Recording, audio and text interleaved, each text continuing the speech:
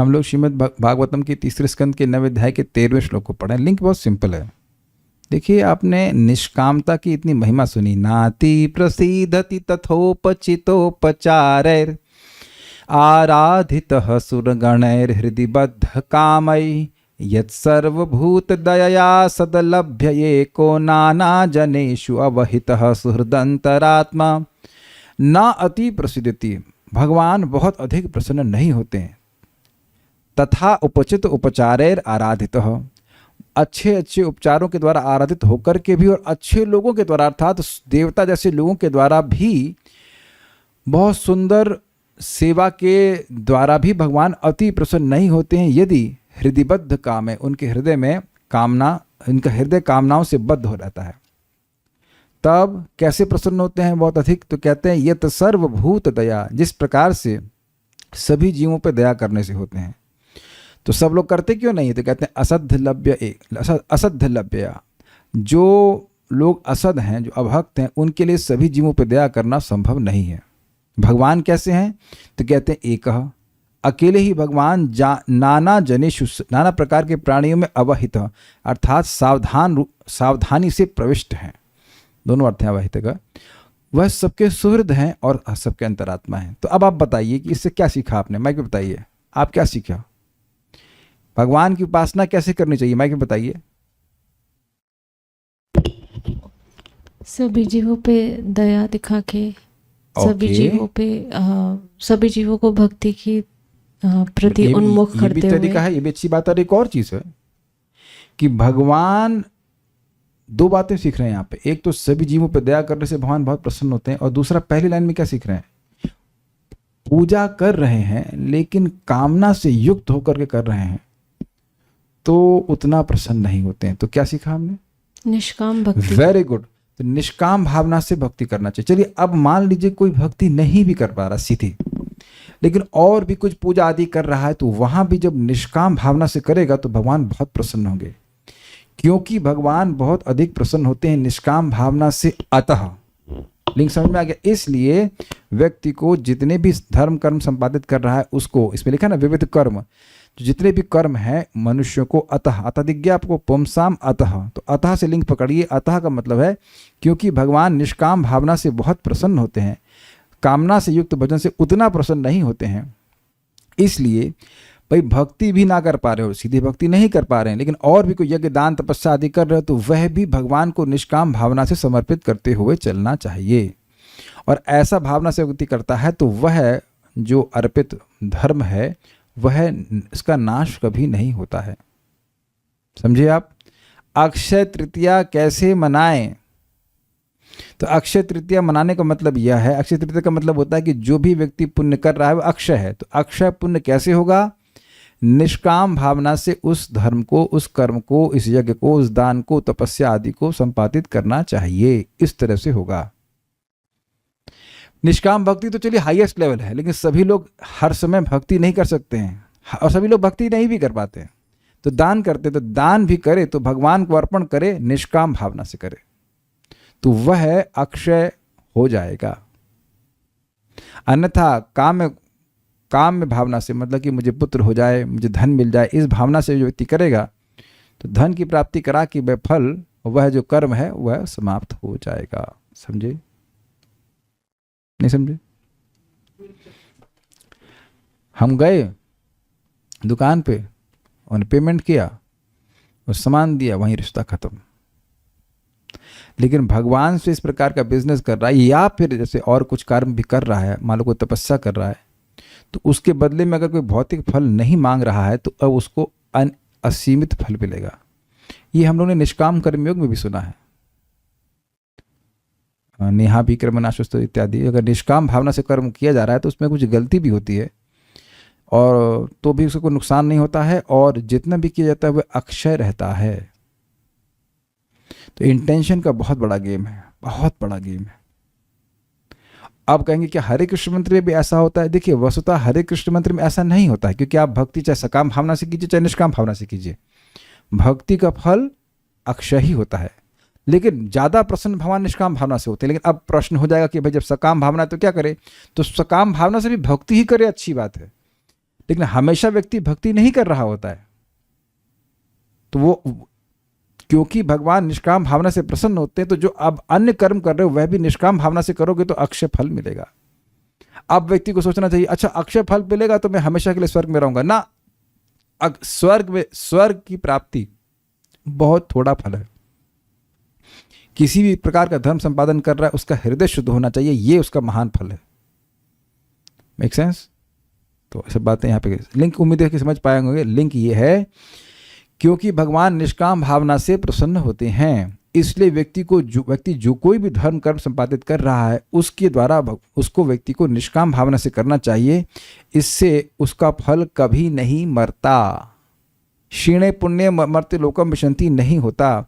स्वर्ग आदि प्राप्त करके वह नीचे नहीं गिरता। क्लियर? उसका पुण्य बढ़ता ही जाता है, उसका जो फल है वो बढ़ता ही जाता है, कभी नहीं मरता। शब्द है म्रियते, म्रियते म्रियते ना ना म्रियते। बड़ा जबरदस्त है, क्योंकि देखिए हम लोग अभी क्या कर रहे हैं, भगवान कृष्ण बलराम गौर निताय राधेश्याम का अद्भुत मतलब कृपा है कि हम लोग जप कर रहे हैं, हम लोग भगवान का प्रसाद ग्रहण कर रहे हैं, हम लोग श्रीमद् भागवतम सुन रहे हैं, and for the sole purpose कि हमारी भक्ति बढ़ जाए। क्या भगवान ने सुंदर बुद्धि दी है। अब इसका कितना बड़ा लाभ होगा उसकी तो हम लोग कल्पना भी नहीं कर सकते। तो मेरे पीछे वाले श्लोक को बोलिए। पुंसामतो विविध कर्मभिरध्वराद्यैर्दानेन चोग्र तपसा परिचर्यया च। पुंसामतो विविध कर्मभिरध्वराद्यैर्दानेन चोग्र तपसा परिचर्यया च। आराधनं भगवतस्तव सत्क्रियार्थो धर्मोर्पितः कर्हिचित् म्रियते न यत्र। आराधनं भगवतस्तव सत्क्रियार्थो धर्मोर्पितः कर्हिचित् म्रियते न यत्र। पुंसामतो विविध कर्मभिरध्वराद्यैर्दानेन चोग्र तपसा परिचर्यया च। पुंसामतो विविध कर्मभिरध्वराद्यैर्दानेन चोग्र तपसा परिचर्यया च।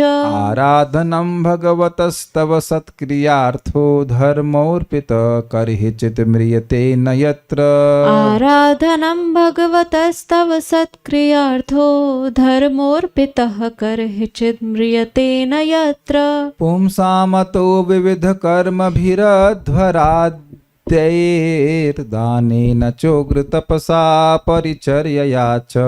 पुंसामतो विविध कर्मभिरध्वराद्यैर्दानेन चोग्र तपसा परिचर्यया च।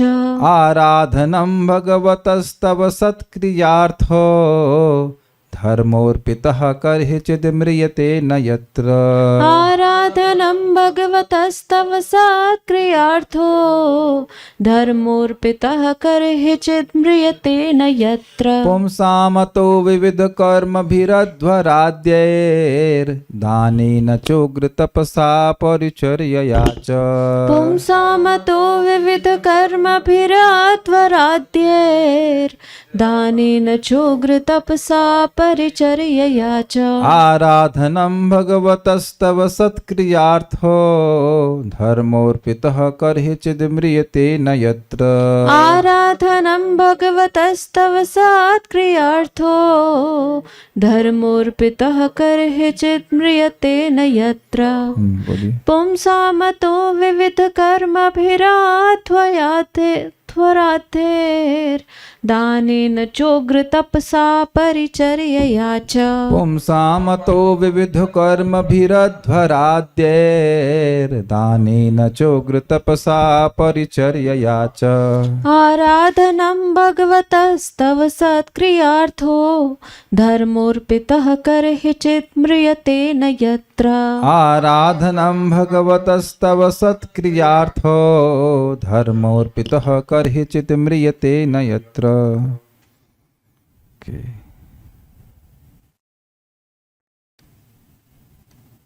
किंतु वैदिक अनुष्ठान, दान, कठोर तपस्या तथा दिव्य सेवा जैसे पुण्य कार्य भी जो लोगों द्वारा सकाम फलों को आपको अर्पित करके आपकी पूजा करने तथा आपको तुष्ट करने के उद्देश्य से किए जाते हैं लाभप्रद होते हैं।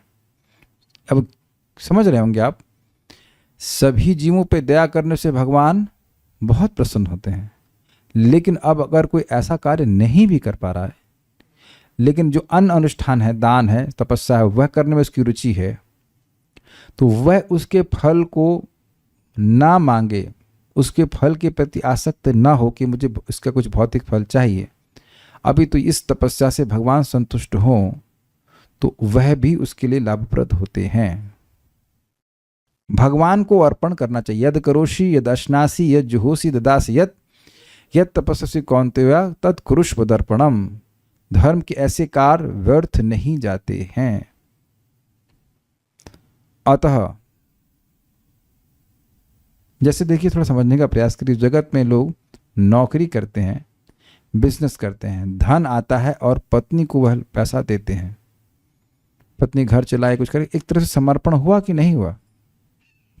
मतलब नॉर्मल है, तो बड़ी नई बात नहीं कह रहा हूं।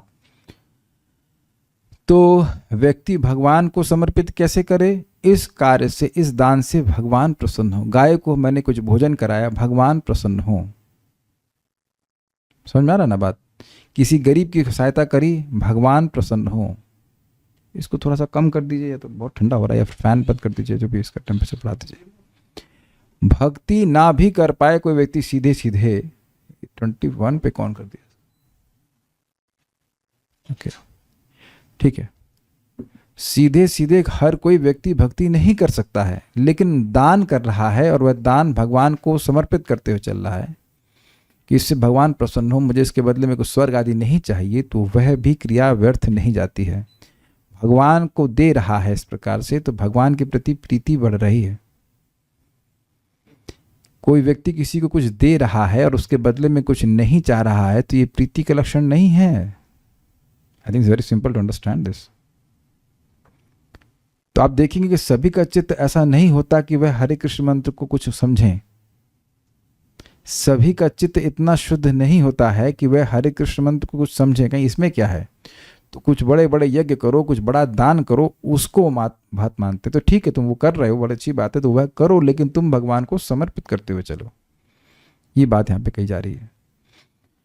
अतः इन कारणों से, इसलिए इन कारणों से, किन कारणों से? क्योंकि भगवान भौतिक लाभ से युक्त पूजा से बहुत अधिक प्रसन्न नहीं होते, या वैसे प्रसन्न नहीं होते जैसे कि सभी जीवों पर दया करने से। इसलिए पुंसाम जीव के, मनुष्य के अध्वराद्यैः यज्ञ आदि कर्म, वैदिक यज्ञ जो कर्म है, बहुत सारे कर्म होते हैं वेद में, विविध कर्म भी तथा फल की इच्छा से किए गए नाना प्रकार के कर्म, दानेन अर्थात दान, उग्र तपसा कठोर तपस्या से, परिचर्या यानी सेवा द्वारा, च भगवता यदि आप भगवान की, यदि आप भगवान की मतलब आप भगवान की, यदि वे इन सारे, बेसिकली इन सारे कार्यों से वे आपकी आराधना करते हैं, ये कह रहे हैं कि हे भगवान, इससे आप प्रसन्न हो जाएं। सत्क्रिया अर्थ हो, तो वही कर्म समूह का श्रेष्ठ क्रिया फल है। सत्क्रिया का अर्थ यही है, प्रयोजन यही है, फल यही है। वैसे इस प्रवचन का कुछ अर्थ, कुछ प्रयोजन है, किसी कुछ प्रयोजन लेकर के ये प्रवचन किया जा रहा है। निरर्थक ये प्रवचन नहीं किया जा रहा है। कुछ आप देखिए ना कि इस श्लोक के द्वारा कुछ शिक्षा देने के लिए यह प्रवचन किया जा रहा है। जैसे देखिए, सामान्यतः लोग भागवत सप्ताह किस लिए कराते हैं? हमने तो खैर कभी कराया नहीं। किस लिए करते हैं? जनरली कुछ पुण्य मिल जाए, इसलिए से करते हैं।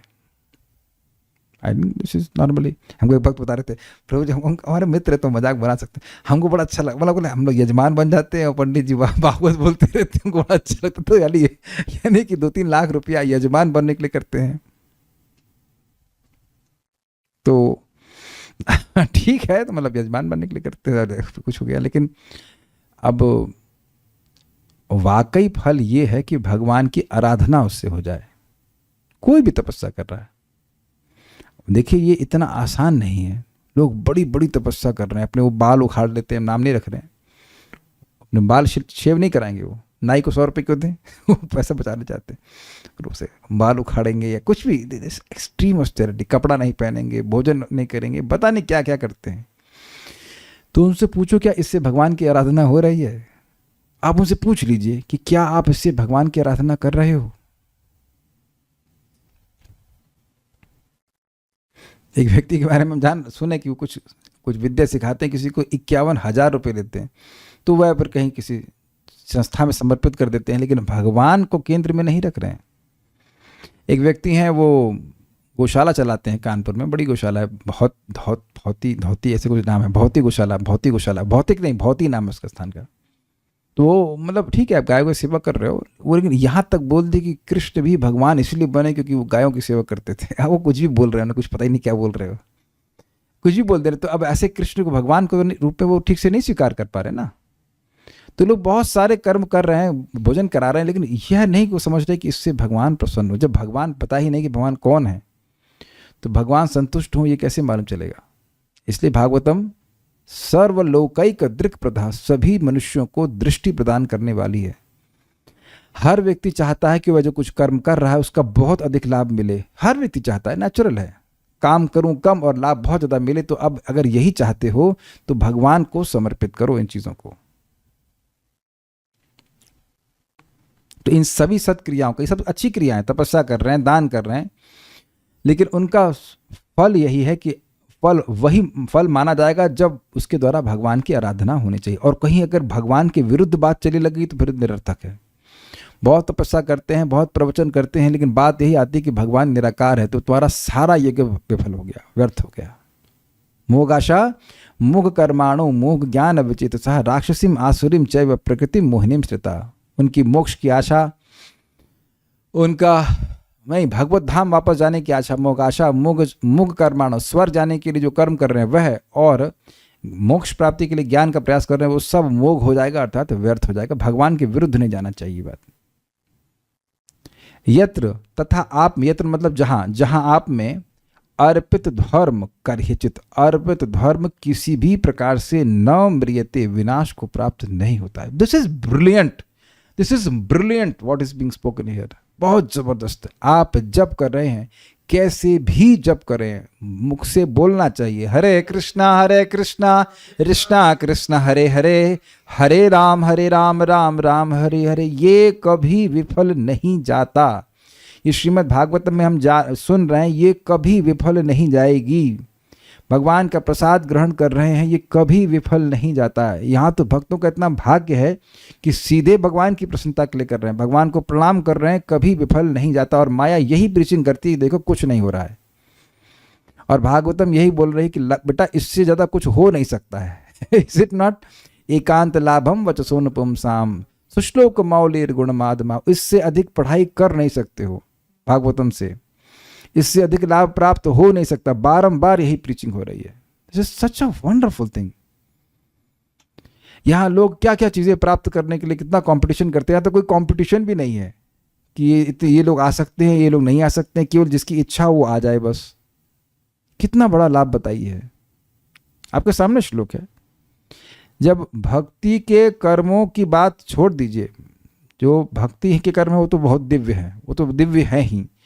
जो अन्य तपस्या आदि हैं वह भी भगवान को अर्पित होता है, तो वो भी अक्षय फल देने वाला होता है। तो बताइए भक्ति करेंगे तो कितना होगा। इसीलिए तो भक्तों अपने शरीर का ध्यान रखिए, ध्यान से सुनिए। ये शरीर बहुत बड़ा फल देने वाला है, बहुत बड़ा फल देने वाला है, क्योंकि इसी से हमें भक्ति करनी होती है। You can not neglect your body saying that I am not the body. मान जाओ मान जाओ मान जाओ। बाद में पूछेंगे प्रभु जी इसके इलाज कैसे कराएं, सर दर्द हो रहा है, डायबिटीज हो गई, फलान ढिमकाना, 1000 तरह की चीज़ हो गई। मान जाइए, don't be good boys good girl. मान जाइए कि आप देह नहीं हैं, लेकिन देह से बहुत बड़ा उपयोग करना है। डायबिटीज है तो आलू मत खाइए। स्वास्थ्य का ध्यान रखिए। Go for morning walk something, उसमें जब कर सकते हैं, कोई दिक्कत नहीं। समझने का प्रयास कीजिए, ये बहुत बड़ा फल देने वाला है देह।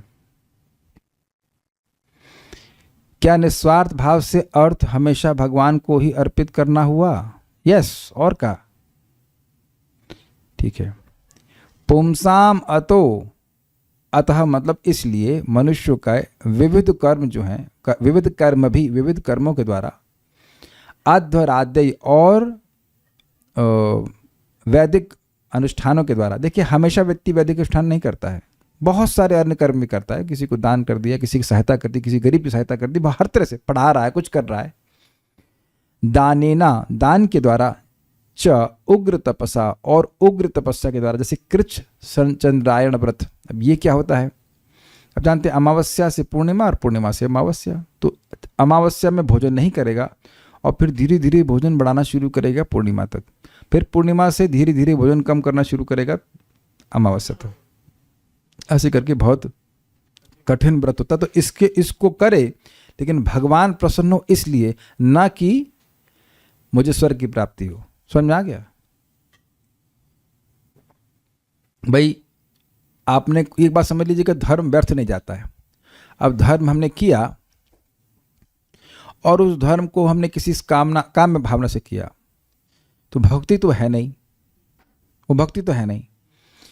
अब भक्ति तो कैसे भी किया जाए वो तो अक्षय होती है भाई। ध्रुव महाराज ने तो सब सकाम भावना से किया, लेकिन बाकी जो कर्म कर रहा है व्यक्ति, वो सकाम भावना से करेगा तो वो फल दे करके खत्म धर्म। समझे? मैं फिर रिपीट कर रहा हूँ।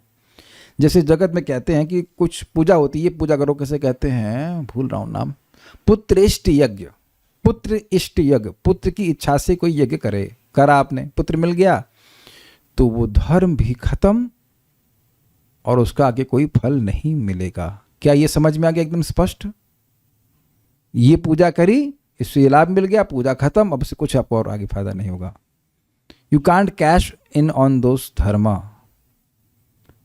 एग्जॉस्टेड, आप गए, अपने पैसे उठाए, सब्जी ली, सब्जी फ्रूट लिया, फल खा लिया, पैसा खत्म, फल खत्म, पैसा खत्म। क्या ये क्लियर समझ में आ रहा है? एकदम क्लियर समझ में आ रहा है ना? पैसा लिया, फल आपने खरीदा, खा गए, फल भी खत्म, पैसा खत्म।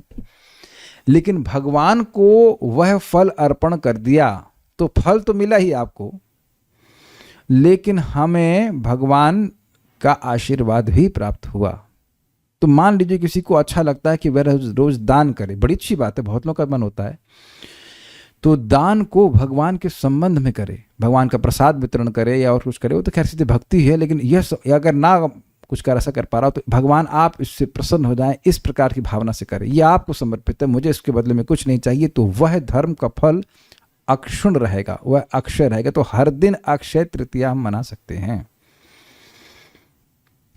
आराधनम भगवतस, अगर वह आपकी आराधना के रूप में होता है, तब आराधन, तब भगवता आराधना आपकी आराधना के रूप में होता है, तो सत्क्रियार्थ, इन सभी क्रियाओं का यह वास्तविक फल है। क्योंकि धर्म अर्पितः यत्र, जिन भगवान में अगर धर्म अर्पित होता है तो न म्रियते करहिचित, वह कभी मरता नहीं है, वह कभी नहीं मरता है। अब भक्ति की जाए तो कहना है क्या इस तरह देवी देवताओं से लेना देना होता है? मुझे नहीं पता इस तरह का क्या मतलब होता है। क्या ऐसे इस तरह देवी देवताओं से लेना होता है? कुछ हमें समझ में नहीं, आप क्या कहना चाहते हैं? देवी देवताओं से निष्काम भावना से कभी कोई पूजा करता है? आप कभी कभी अगर किए भी हों तो कभी किए हैं इस तरह से?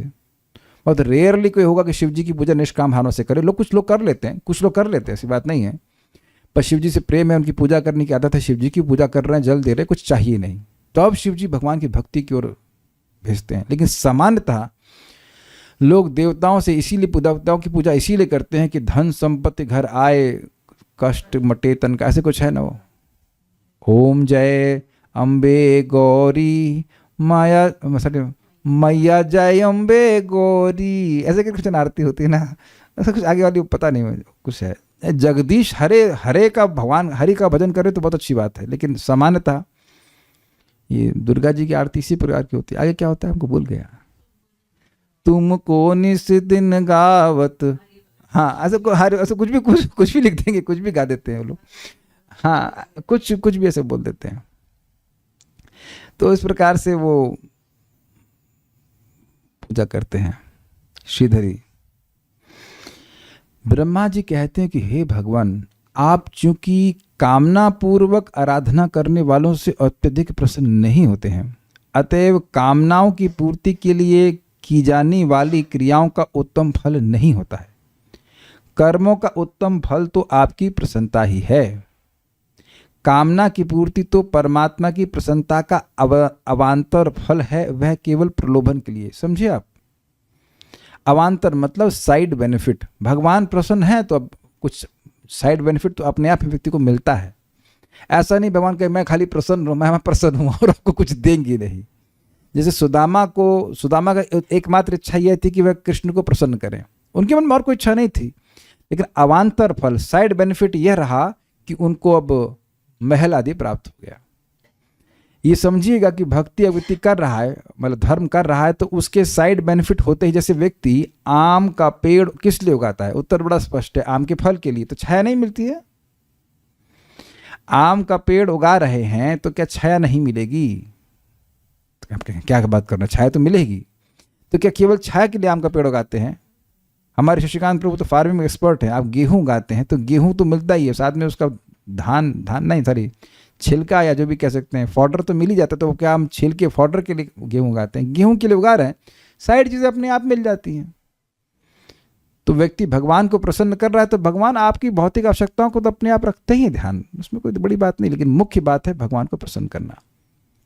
इसी अर्थ का प्रतिपादन पुंसामतः इत्यादि श्लोक के द्वारा किया गया है। इसका अर्थ है कि मनुष्यों के द्वारा किए जाने वाले यज्ञ आदि अनेक प्रकार के कर्म, दान, कठोर तपस्या एवं व्रतानुष्ठान का उत्तम फल आप श्री भगवान की प्रसन्नता ही है। बिल्कुल स्पष्ट है। जो कर्म आपको समर्पित कर दिया जाता है वह अक्षय हो जाता है, वह कभी नष्ट नहीं होता। परंतु जोड़ लीजिएगा, परंतु कामना विशेष की पूर्ति के लिए किया गया कर्म तो कामना की पूर्ति करके विनष्ट हो जाता है। जैसे एक सिंपल सी बात अपने मैं जीवन से बता रहा हूँ। जैसे मैंने आईआईटी के लिए तैयारी किया तो वो कामना से युक्त था कि निष्काम भावना से था? स्पष्ट है कामना से युक्त था। अब मैं जो उसकी पढ़ाई किया वो मेरे कुछ काम आ रही है? बिल्कुल एकदम क्लियर हो जाएगा इससे। क्या जो पढ़ाई किया वो कब तक काम आई? बस क्वालिफाई होने तक। उसके बाद तो कुछ नहीं काम आ रही ना। अच्छा, जिस दिन से मैंने जप करना शुरू किया 2003 से, वो सारा जप मेरे आज काम आ रहा है कि नहीं आ रहा है? और आप लोगों का भी आगे भी जन्मांतर काम आएगा कि नहीं आएगा? हाँ, इज इट नॉट?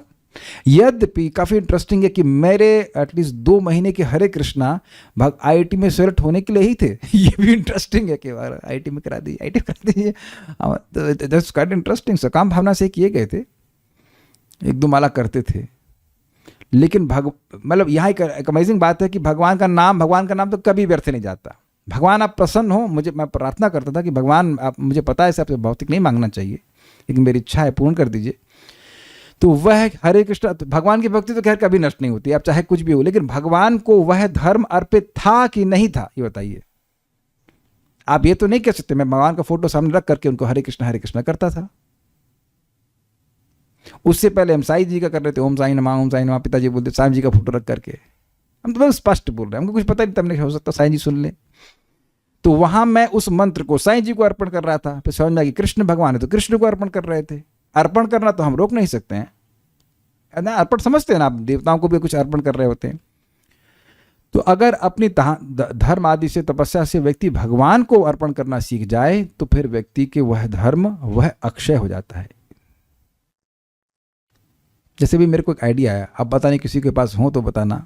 हमें भक्त को बोले, उसने अब तक किया नहीं। I chose him particularly to give him infinite benefit, लेकिन अभी तक वो ट्रांसफर नहीं किया पैसा। देखिए, हम पैसा मांगते नहीं किसी से, लेकिन मेरी बड़ी इच्छा हुई कि मैं मंदिर जाता हूँ तो मन में आया कि हम फूल माला की सेवा भगवान की करें। अपने घर में तुम्हारे ठाकुर जी है ना, विग्रह की सेवा में भी हम दे सकें कुछ। 300 रुपये के 6 माला आती हैं तुलसी की माला आजकल अवेलेबल, सोचिए। तो मैं भक्त को बोला कि मैं 1 महीने रोज जाऊंगा और मैं आपके बिहाफ पर भगवान को अर्पण करूंगा, मेरी इच्छा है। तो वो नहीं दिए। और मैं ये नहीं कहूँगा कि वो नहीं देना चाहते, but at least he is not given up till 2 days। You should grab this opportunity. क्या आप में से सभी लोग वृंदावन आकर के वृंदावन भगवान को अर्पण कर सकेंगे? देखिए, सब जगह भगवान है, उसमें कोई है नहीं, लेकिन प्रभुपाद के द्वारा विशेष स्थापित देते। कोई करे ना करे, मेरे पास जो कुछ है मैं तो कुछ तो करता ही रहूँगा। लेकिन बात बड़ी इंटरेस्टिंग है ना। तो क्योंकि शास्त्र श्रवण नहीं किया है प्रामाणिक रूप से, या कह सकते हैं रोज, तो व्यक्ति सोच रहा है यार नहीं तो कितना लोगों के पास अनाप शनाप पैसा है। मैं एक भक्त बता रहे थे 84,000 रुपये उनका किराया है घर का। मैं उनकी बात नहीं कर रहा हूँ उनकी 84,000। और अपने नालायक बच्चों पे कितना पैसा खर्च करता है व्यक्ति, उसमें वहां अर्पण करके क्या मिल गया जरा बताइए। लाख लाख रुपए व्यक्ति फीस अपने भरता है ना। हमारे रिश्तेदार के बच्चे की फीस 7वीं 8वीं पढ़ रही बच्ची 17,000 रुपये महीने की है। हम तो 300 रुपये 9,000 rupees per month, is it not. लेकिन लोग सोचते ही रहते हैं पता इनको देखिए मुझे क्या मिलेगा, तो देख लो क्या मिलेगा यहाँ पे। वेरी, आप समझ रहे हैं ना। मैं आपको ब्रह्मा जी का राज्य तो नहीं मांगूंगा इट नॉट। अब जस्ट मैं पर्टिकुलरली मैं ग्रुप पे पोस्ट नहीं किया, मैं उनको ही बोला कि आप करो। अभी एक भक्त ने हमको 30,000 रुपये दिए, हमने तुरंत देख मैं क्या करूंगा, मैं तो इतना खाता ही नहीं, मैं तो खाता ही 30-40 रुपए की चीज़ हो। तो हमने कहा चलो ठीक। देख भक्त को फ़ोन किया, हमने कहा गीता चाहिए। मैंने कहा मैं तो गीता हाथ से नहीं बांट रहा हूँ। कहते हाँ। हमने कहा तुरंत मैंने अभी कल ही तो दिया हमने, मैं तुरंत हमने उधर जाओ ले जाओ तुरंत सारा 1-1 रुपया सारा हमने कहा सब गीता ट्रांसफ़र कर दिया मैं तुरंत। भाई जाओ भगवान के लिए जाना चाहिए, ये गीता के लिए आया, गीता में जाना चाहिए। तो अब देखिए हुआ क्या, मैंने तो खाली बटन दबाए ना, ये ढूंढ लिया कि भाई इधर से व्यक्ति ने दिए हैं, दूसरे व्यक्ति को दो, और अपना भी लाभ हो गया गीता वितरण का। मैं जाकर गीता नहीं बांटने वाला, मेरे पास तो समय भी नहीं इस तरह से बांटने का। तो जिस भक्त को पास जरूरत है उसको हमने कहा भाई कल तक आपके पास डिस्पैच हो जाएगा। अक्ल होनी चाहिए, अक्ल होनी चाहिए। जो धन दान किया है और जो उपयोग किया है बस वही आपका है, बाकी तो सब आपका है ही नहीं। मैं पूछूं कितने पैसे, 1 करोड़ रुपए कितना यूज कर रहे हो, 10-20 हज़ार रुपये तो तुम्हारे पास है, तो 10-20 हज़ार रुपये ही ना। लेकिन क्या करें, लोग समझ नहीं पाते हैं। और कितना सिंपल है, कितना सिंपल है। Things are very simple.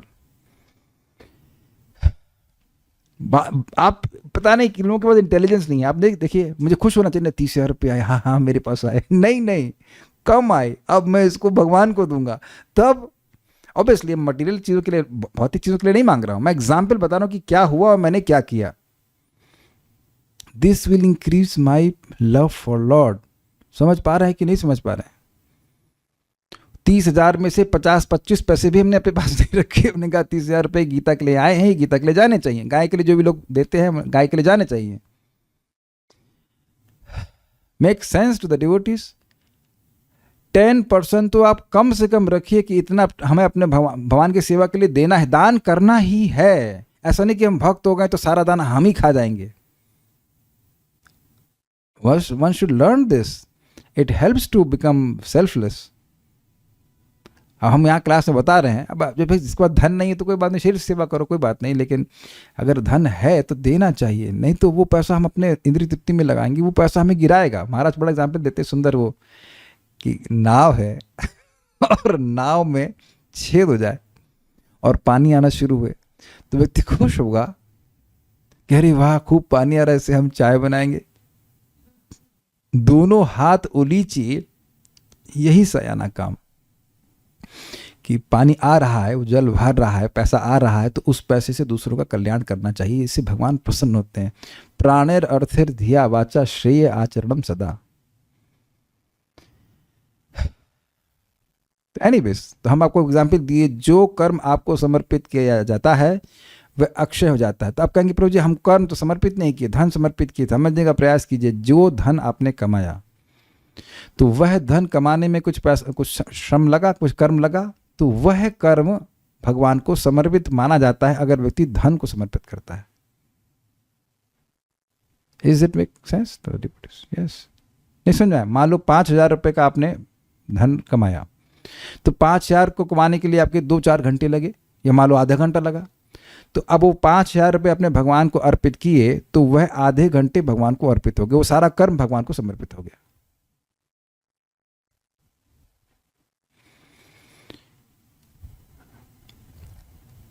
क्या कहते हैं,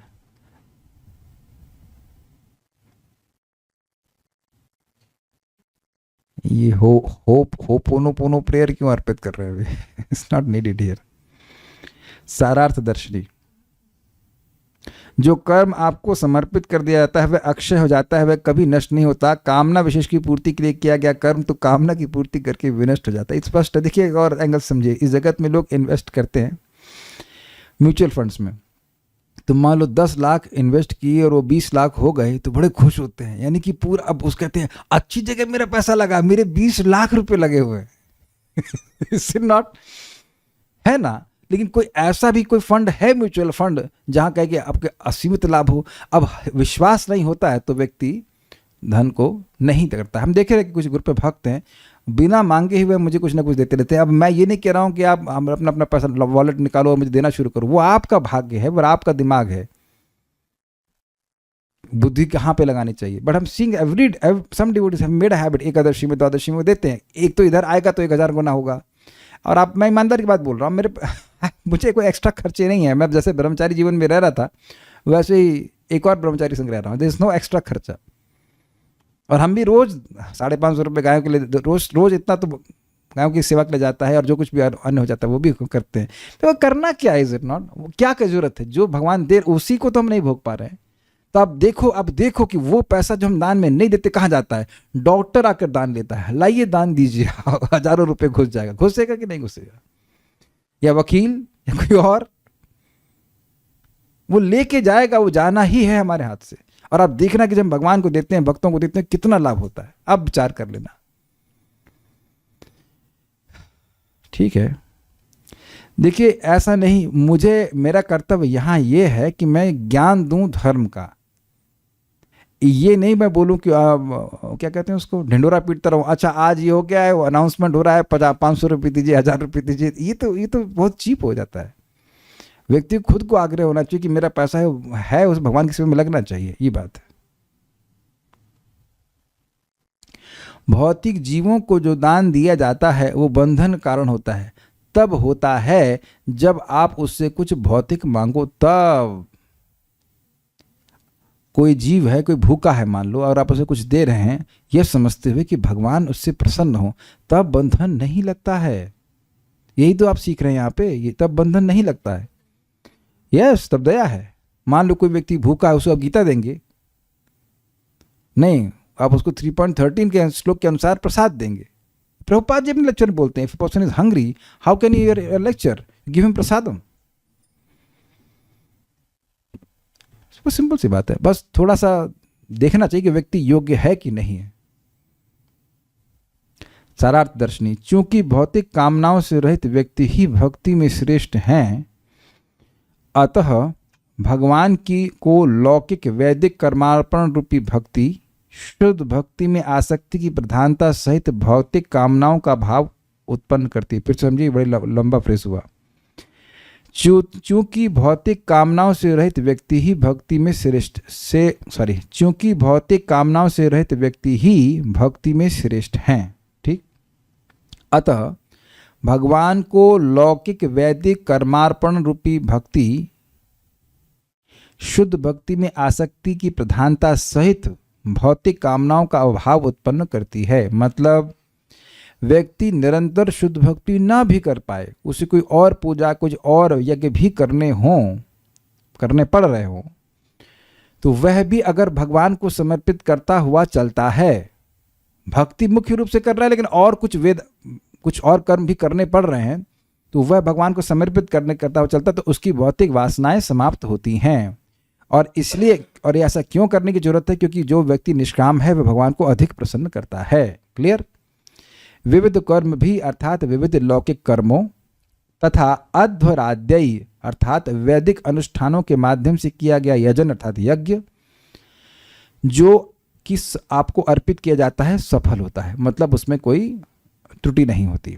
भगवान द्वारा गीता में यत् करोषि यदश्नासि आदि श्लोक द्वारा इसकी शिक्षा दी गई है। श्रीमद् भगवद गीता 9.27।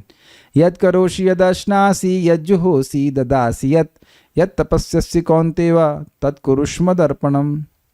हे कुंती पुत्र, तुम जो कुछ करते हो, जो कुछ खाते हो, जो कुछ अर्पित करते हो या दान देते हो और जो भी तपस्या करते हो, उसे मुझे अर्पित करते हुए करो। कर्म मिश्र भक्ति अर्थात जब भक्ति सबसे प्रमुख होती है तो सभी लौकिक तथा वैदिक कर्म अर्पित किए जाते हैं। पहले इतना समझिए, इसका क्या मतलब है। कर्म मिश्र भक्ति का मतलब है भक्ति है मुख्य, उसमें कर्मों का सम्मिश्रण है, अर्थात केवल भक्ति नहीं की जा रही है, कुछ कर्म कांड आदि भी किया जा रहा है, लेकिन उसको भी भगवान को समर्पित करना चाहिए। ठीक है, भक्ति कर रहा है साथ साथ कुछ पूजा पाठ भी और कर रहा है, तो वह पूजा पाठ भी भगवान को समर्पित करना चाहिए। इसमें भक्ति मुख्य है और कर्म थोड़ा साइड में है, गौण रूप से कर्म किया जा रहा है। किंतु भक्ति मिश्र कर्म अर्थात जब भक्ति एक गौण तत्व होती है तो वैदिक कर्म अर्पित किए जाते हैं, न कि लौकिक कर्म। समझे आप।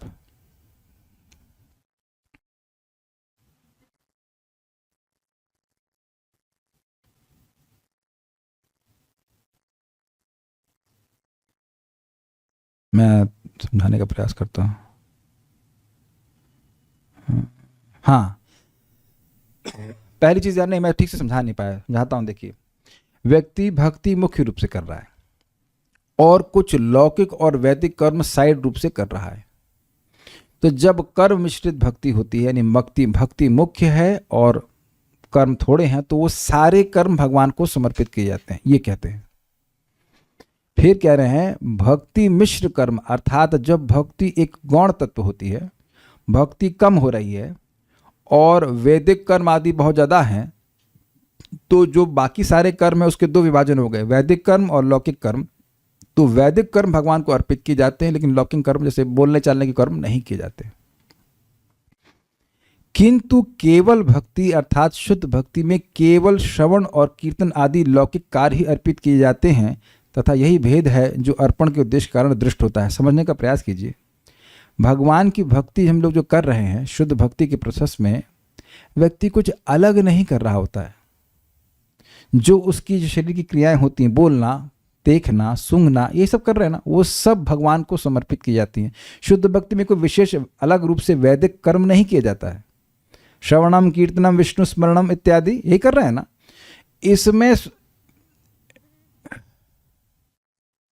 इसमें ये जो लौकिक कार्य का मतलब जो जगत में हमारे सामान्य कार्य हम लोग करते हैं, बोलने सुनने की, वो सारे के सारे भगवान को समर्पित होते हैं।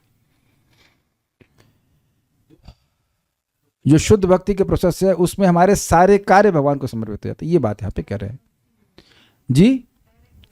जो डायरेक्ट भक्ति योग है उसमें सारे कार्य, अभी हम लोग बोल ही तो रहे हैं, बातचीत तो कर रहे हैं, तो वो सारी चीजें भगवान को समर्पित हो जाती हैं। बस ये बात बोल रहे हैं, ये प्रोसीजर है। नेक्स्ट, भगवत भजन द्वारा सत्क्रियार्थों अर्थात सर्वश्रेष्ठ कर्म ही उद्भूत यानी प्रकट होते हैं, क्योंकि आपके लिए अर्पित किया गया धर्म न म्रियते अर्थात कभी नष्ट नहीं होता, अपितु आराधना के रूप में परिणत हो जाता है। अर्थात जिस धर्म का मुख्य उद्देश्य भौतिक इच्छाओं की पूर्ति है वह नष्ट हो जाता है। जो भौतिक इच्छाओं की पूर्ति के लिए कर्म किया जाता है वह समाप्त हो जाता है, लेकिन भगवत आराधना के लिए किया गया कर्म कभी समाप्त नहीं होता। इसीलिए कोई जितने समय के लिए भक्ति कर रहा है, श्रवण कीर्तन करता है, जप करता है, उसका बहुत बड़ा लाभ हो रहा है, बहुत बड़ा लाभ हो रहा है।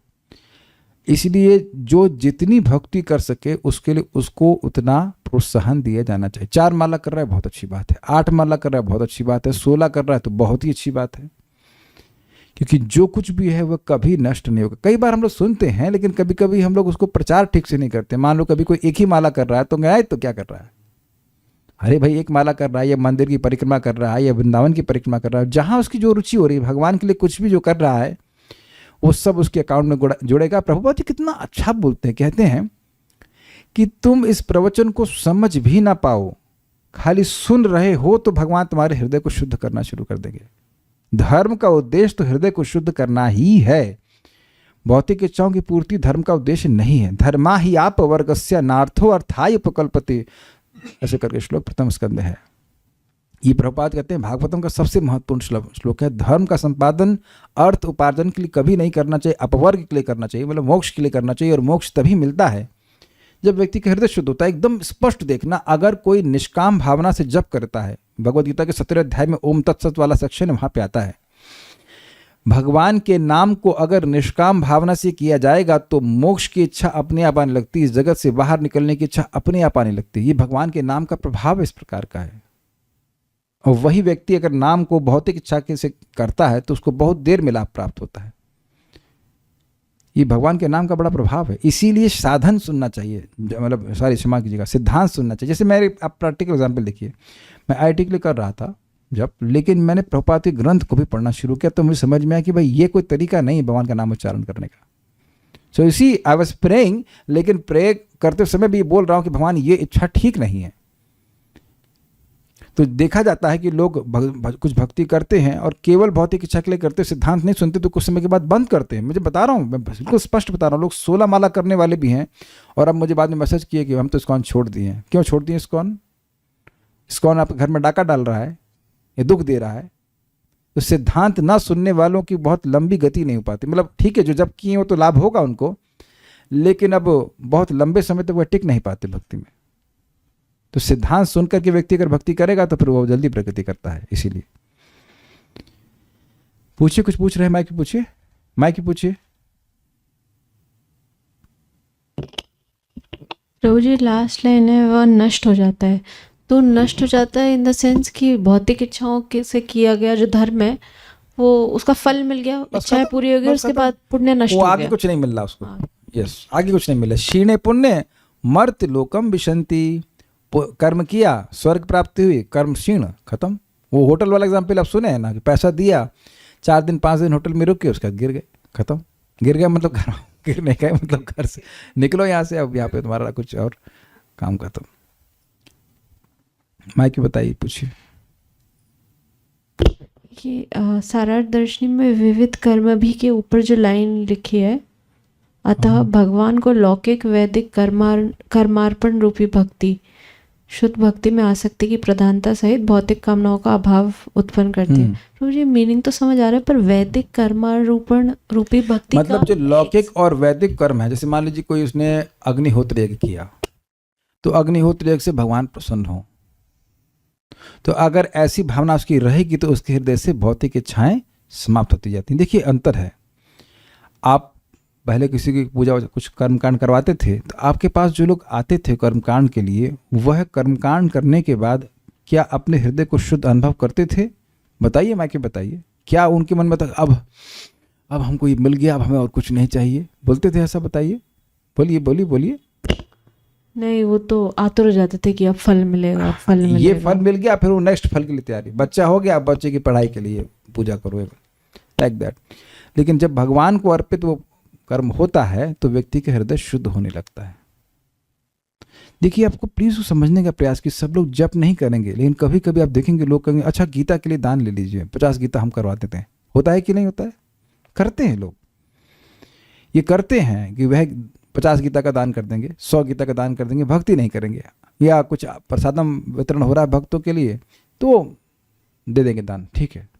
वह खुद जब वप नहीं कर रहे होते हैं, लेकिन वह धन भगवान की सेवा के लिए, भक्तों की सेवा के लिए दे देते हैं। मंदिर में सब लोग जो आते हैं सब लोग जप कर रहे होते हैं, लेकिन कुछ पैसा डाल के चले जाते हैं, तो भगवान को अर्पण कुछ कर्म हो जाता है तो बहुत पता। देखिए सिंपल सी बात है, लौकिक और वैदिक समझने का प्रयास कीजिए। उसने कुछ कर्म किया, नौकरी करी, नौकरी करना लौकिक कर्म है, अब उससे पैसा आया, पैसे को भगवान की सेवा में लगा दिया। लेकिन वैदिक कर्म का मतलब हुआ कि वह कुछ अनुष्ठान कर रहा है और उससे वो भगवान को समर्पित कर रहा है। तो दोनों में अंतर आ गया कि नहीं? अच्छा, भक्ति में क्या है? भक्ति में जो हम सामान्य कार्य करते हैं वही भगवान को समर्पित करते हैं, तो कोई बड़ी बात नहीं। ऐसे नहीं कि हम विशेष रूप से कोई आयोजन करेंगे, स्वाहा हाहा करेंगे तब भगवान को संतुष्ट करेंगे। ठीक है, माइक पे बताइए। शुद्ध भक्ति में आसक्ति की प्रधानता सहित मतलब वो शुद्ध भक्ति कर रहा है। हाँ, ना, उसमें फंडा ये है, कर्म में शुद्ध भक्ति। कहाँ गया भगवान को वो लौकिक वैदिक कर्मार्पण रूपी भक्ति शुद्ध भक्ति में आसक्ति की प्रधानता सहित भौतिक कामनाओं का भाव उत्पन्न करती है। तो यहाँ कहते हैं कि यह कर्म मिश्रित भक्ति है। यस, मुख्य उसका आसक्ति है भक्ति करना, लेकिन और कुछ कार्य करने की भी आसक्ति है, कह सकते हैं कुछ इंक्लिनेशन है वो कर रहा है, तो वह भी भगवान को समर्पित करते हुए चलता है और उससे जो है भौतिक कामनाओं का भाव हो जाता है। ये बोल रहा है। कहाँ गए हम लोग? ठीक है, पढ़ लेता ना हमने। ओके, क्रम संदर्भ, निष्काम भाव से की गई आपकी पूजा आदि ही श्रेष्ठ है तथा भौतिक कामना से रहित किए गए विविध कर्म जिनके द्वारा आपका भजन होता है वे उत्तम है। बिल्कुल स्पष्ट है। इन कार्यों द्वारा आपको आराधनम अर्थात प्रसन्न करने से वे सफल होते हैं तथा आपकी प्रीति न म्रियते अर्थात सदैव विद्यमान रहती है। मतलब भगवान उससे सदा प्रसन्न रहते हैं और वह भी भगवान के प्रति प्रीति से युक्त होता जाता है। तात्पर्य, परम भक्ति जो 9 विभिन्न आध्यात्मिक कार्य यथा श्रवण, कीर्तन, स्मरण, अर्चन, वंदन इत्यादि द्वारा संपन्न की जाते हैं, तड़क भड़क स्वभाव के लोगों को सदैव अच्छी नहीं लगती। इसका क्या मतलब हुआ? उनको जब तक कुछ बहुत बड़ा आयोजन नहीं होगा, हाँ हाको डाको से कहते हैं, नहीं होगा तो उनको नहीं समझ में आएगा। हम लोग गए थे जोधपुर में, बस पार्टी लेके और पुस्तक वितरण कर रहे थे, तो वहाँ 1008 कुंडीय यज्ञ होगा। अब जब तक इतने कुंड में अग्नि नहीं फूकी जाएगी, धुआं नहीं होगा, उड़ेगा, तो उनको लगेगा नहीं कि कुछ धर्म हुआ। इसलिए ऐसे लोगों को ऐसे भक्ति के कार्य कुछ व्यर्थ ही लगते हैं। वे तो वैदिक बाह्य अनुष्ठानों तथा सामाजिक धार्मिक दिखावे के दूसरे खर्चीले प्रदर्शनों से अधिक आकृष्ट होते हैं, किंतु वैदिक आदेशों के अनुसार विधि यह है कि सारे पुण्य कर्मों के फल परमेश्वर को अर्पित किए जाएं। भगवद गीता 9.27 में भगवान ये मांग करते हैं कि मनुष्य दैनिक कार्यों में जो भी करे, यथा पूजा, यज्ञ तथा दान, उन सबका फल एकमात्र उन्हें ही अर्पित किया जाए। परमेश्वर को पुण्य कर्मों के फलों का यह अर्पण भगवान की भक्ति का एक लक्षण है जिसका स्थायी महत्व होता है, जबकि अपने लिए उन फलों का भोग केवल क्षणिक ही होता है। भगवान के निमित्त किया गया कोई भी कार्य स्थायी निधि है। You are cooking for Krishna, it is not ordinary. ये रोज भगवान के लिए आप भोजन जो बना रहे हैं वह सामान्य कार्य नहीं है। लगता जरूर है लेकिन सामान्य कार्य नहीं है। आप कहेंगे प्रभु जी हम तो भगवान के लिए नहीं बना रहे, हम तो पति और बच्चों के लिए बना रहे हैं। तो ठीक है, लेकिन भगवान को अर्पण तो है ना। यद करोषि यद अश्नासी, उसका भी असीमित लाभ है। विकास कुमार प्रभु अब हैंड रेस क्यों कर रहे हैं? भगवान की प्रसन्नता के लिए, ये ऐसे ही एक्सरसाइज करने के लिए? यहाँ पे हैंड रेस नहीं करने दिया जाता। जी हाँ, पढ़ते हैं आगे। भगवान के निमित्त किया गया कोई भी कार्य स्थायी निधि है। ये जो आरती दिखा रहे हैं, कुछ फूल अर्पण कर रहे हैं, कुछ भी भगवान के लिए कर रहे हैं, मैं भक्ति के लिए कंटेक्स्ट में बोल रहा हूँ, वो सब कुछ लाभप्रद है। और ये भगवान की शुद्ध भक्ति तक क्रमशः उन्नति के लिए अदृश्य पुण्य के रूप में संचित होती है। मैंने थोड़ा एग्जाम्पल सीधा वाला दे दिया कि भाई भक्ति कर रहा है, सीधे दीप दान करना हो तो भगवान की भक्ति हो गया, लेकिन भगवान के लिए कुछ इनडायरेक्ट भी कर रहा है तो वह भी अदृश्य पुण्य के रूप में संचित होती है। मतलब व्यक्ति वह नहीं जानेगा कि वह भक्ति में आया क्यों, लेकिन वह आ जाता है। समझे? Example please. आप जिस व्यक्ति ने प्रश्न किया है वही खुद एग्जाम्पल है। समझे? अब आप एक लंबा ऐसे लिख के देना कि आप किस पुण्य से भक्ति में आए, क्या क्या पिछले जन्म में किए थे कि आप इस समय भक्ति में आ रहे हो, भक्ति कर रहे हो। उस पर आप एक आख्या लिख करके दे हमको, तो आप लिख नहीं पाएंगे, आप समझ ही नहीं पाएंगे, कोई नहीं समझ पाएगा कि हम आए क्यों और आकर के रह भी क्यों जा रहे हैं। वो तो खैर बहुत बड़ी बात है, रह जा रहे हैं क्योंकि भगवान का पहले का कुछ पुण्य है। आप में से कुछ ऐसे भक्त होंगे जिनके मन में कभी यह नहीं आया कि भक्ति छोड़नी है। यह क्यों और बाकी लोग क्यों छोड़ दे रहे हैं? इनडायरेक्ट पुण्य। अरे भाई वो घर कहाँ है, तो कोई प्रचार कार्य के लिए जा रहा है और उसने एड्रेस किसी से पूछ लिया, तो एड्रेस बताने में तो भारतीय लोग बड़े अच्छे हैं, आजकल देखा जाता है। वहाँ से लेफ्ट, वहाँ से राइट, गलत एड्रेस बता रहे हैं लेकिन ऐसे बताएंगे बड़े कॉन्फिडेंस के संग। तो कदाचित वो व्यक्ति पहुँच गया, तो अब उस पुण्य को वह प्राप्त करेगा। प्रचार का कार्य के लिए भक्त लोग गए हैं और ना वो भक्ति नहीं कर रहा, तो उसने केवल अपना रास्ता बता दिया। तो रास्ता बता दिया तो उसका पुण्य जुड़ गया। श्रील प्रभुपाद जी एक जगह अमेरिका में थे और वह एक दुकानदार के सामने थे और वहाँ पे वो स्टोर का मालिक नहीं था, वो दुकान, वो क्या कहते हैं, वो वहाँ पे नौकरी कर रहा था। तो प्रभुपाद वहाँ बोले, उसके अंदर गए, बोले क्या मैं यहाँ पे अपनी भागवतम डिस्प्ले कर सकता हूँ? तो व्यक्ति को आश्चर्य, ये क्या बोल रहे हैं, भागवतम क्या चीज़ होती है, अमेरिका में भागवतम? तो बोला अच्छा थोड़ा पानी देंगे, तो उस व्यक्ति ने पानी दिया प्रभुपाद जी को। आगे जाकर वो प्रभुपाद वो लाइफ मेंबर बनता है, वो जब करने लग जाता है। तो इसे कहते हैं अज्ञात सुकृति। अब वो पानी, अब एक शुद्ध भक्त को पानी देना उसका बहुत बड़ा सुकृत बन गया। या अब एग्जाम्पल आपको दूंगा नृग महाराज का, ये तो भागवत से आता है, दशम स्कंद में आप पढ़ेंगे। नृग महाराज बहुत दानी थे, बहुत दानी थे, ठीक है। आगे जाके उनको भगवान श्री कृष्ण का साक्षात दर्शन होता है, वो छिपकली बन जाते हैं, फिर भगवान को अवतार करते हैं। तो वहाँ पे वर्णन आता है कि भगवान का दर्शन हुआ क्यों। तो चक्रवर्ती पाद अन्य किसी पुराण से उदाहरण देकर के वो बोलते हैं, उदाहरण देकर के कहते हैं कि देखिए हुआ ये था कि नृग महाराज दानी थे, दान कर रहे थे। एक बार उनके राज्य में एक भक्त आए और उन्होंने कहा कि आप गीता भागवत के एक मंदिर बना दीजिए। देखिए कितना सिंपल सा कार्य है, एक राजा के लिए छोटा सा मंदिर बना देना, जो भी मंदिर बना होगा कौन सी बड़ी बात है, कुछ भी नहीं है। तो उस भक्त ने आशीर्वाद दे दिया कि तुमको भगवान के दर्शन होंगे। तो ये आप ये नहीं कह सकते कि वो सीधे भक्ति ही कर रहा था, कि भक्त को भगवान को प्रसन्न कर दिया, भगवान को अर्पित कर दिया। ये तो समझ में आ रहा है गीता भागवत भगवान के लिए, तो बस वह भी बहुत बड़ा फायदा हो गया उसका, बात है। ये अलक्षित पुण्य कर्म एक ना एक दिन परमेश्वर की कृपा से पूर्ण भक्ति के रूप में प्रतिफलित होंगे। क्या मतलब है? उसे भक्तों की संगत प्राप्त होगी और वह भक्ति में रुझान को प्राप्त करेगा। The inclination to serve Krishna will come. बहुत से लोग भक्तों से मिलते हैं, सभी लोग भगवान की भक्ति के प्रति रुझान नहीं कर पाते हैं, लेकिन उनका लाभ जरूर होता है, कुछ लाभ जरूर होता है। भक्तों को देखने मात्र से व्यक्ति का लाभ होता है। अतएव परमेश्वर के निमित्त किए गए किसी भी पुण्य कर्म की संस्तुति यहाँ पर उन लोगों के लिए भी की जाती है जो शुद्ध भक्त नहीं है। स्पष्ट समझा रहा? जो भक्ति कर रहे हो तो बहुत अच्छी बात है, और जो भक्ति ना भी कर पाए, जो अपने पुण्य कर्म को करने में इंक्लाइंड है, वह भी भगवान को समर्पित करते हुए चलें, तो उससे आगे भक्ति में प्रगति कर पाएंगे। This is finished here. कुछ प्रश्न भक्तों के मैं ले लेता हूँ। फल भगवान को अर्पित कैसे करते हैं? देखिए बहुत सारे तरीके हैं।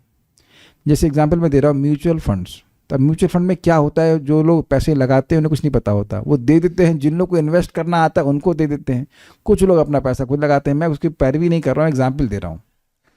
तो उसी प्रकार से अब व्यक्ति भगवान को सीधे देना जानता हो तो बहुत अच्छी बात है, वो विग्रह है, विग्रह की सेवा में लगाए, वैष्णव की सेवा में लगाए, और नहीं तो वैष्णव को वैष्णव भगवान की सेवा में लगा देंगे। तो इस तरह से लगता है।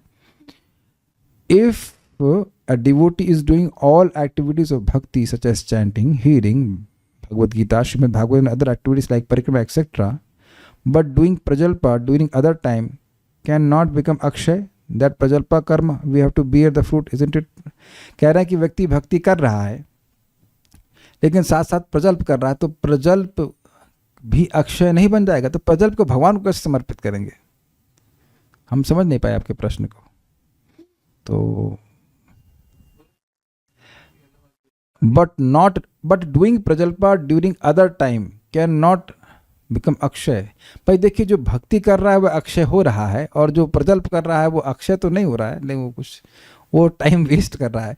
उसको सोचना चाहिए कि जब अक्षय फल मिलता है भक्ति करके, तो प्रजल्प क्यों करे, नुकसान खा रहा है ना।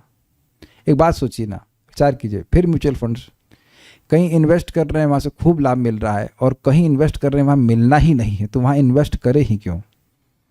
तो बेहतर होगा कि व्यक्ति स्वीकार करना शुरू कर दे कि मैं अपना इस प्रकार से समय व्यर्थ कर रहा हूँ। पता है बहुत सिंपल तरीका है, यू बाय अ वॉच। इससे क्या हो जाएगा? अब मैं मेरे मित्र को देखा, हमारे कल्याणपुर लगातार घड़ी देखते रहते हैं, और मैं नेट पे देखा, मतलब ऐसे कुछ होती तो बता रहे जो लोग घड़ी पहनते हैं, ये कोई एब्सोल्यूट रूल नहीं है, लेकिन हम ऐसे जो लोग घड़ी पहनते हैं वो टाइम के कॉन्शियस हो जाते हैं। ये मैं अनुभव कुछ कर रहा हूँ कि हाँ भाई घड़ी मार इतना टाइम हो गया, तो टाइम के व्यक्ति सजग हो जाए कि मेरा टाइम वेस्ट मैं नहीं करूँगा। भाई ये कोई ऐसा नहीं कि ये कोई ब्लैंकेट रूल है कि जो लोग घड़ी पहनते हैं अपना समय नहीं खराब करते, लेकिन एक सहायता हो जाती है कि व्यक्ति कॉन्शियस रहता है कि मेरा समय व्यर्थ जा रहा है।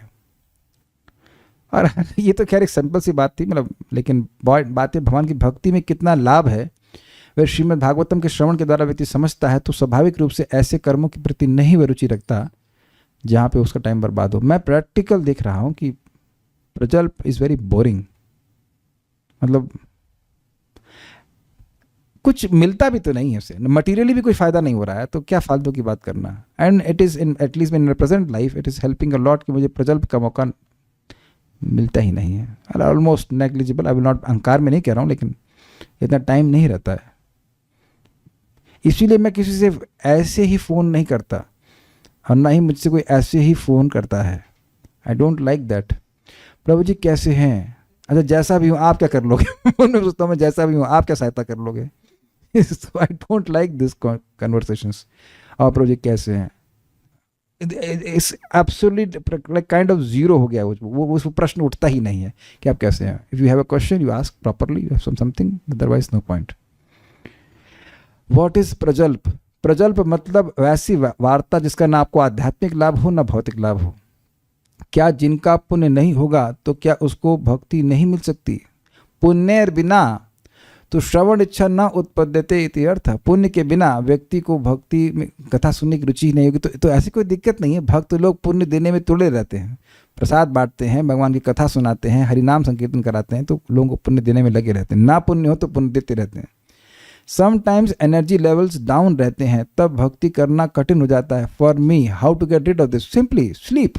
जब मैं थक जाता हूँ तो सो जाता हूँ। बिल्कुल आपने नब्ज पे हाथ रखा है। जब मेरे को नींद आएगी तो अपन भजन नहीं करेगा, मुझे पता है, इसलिए अपन सो जाता है उसके बाद फिर एनर्जी लेकर के फिर जब करते हैं। और यही प्रभुपाद जी कहते हैं, चैंट और डांस, ईट प्रसाद, जब थक जाओ तो फिर रेस्ट करो, उसके बाद फिर यही काम करो।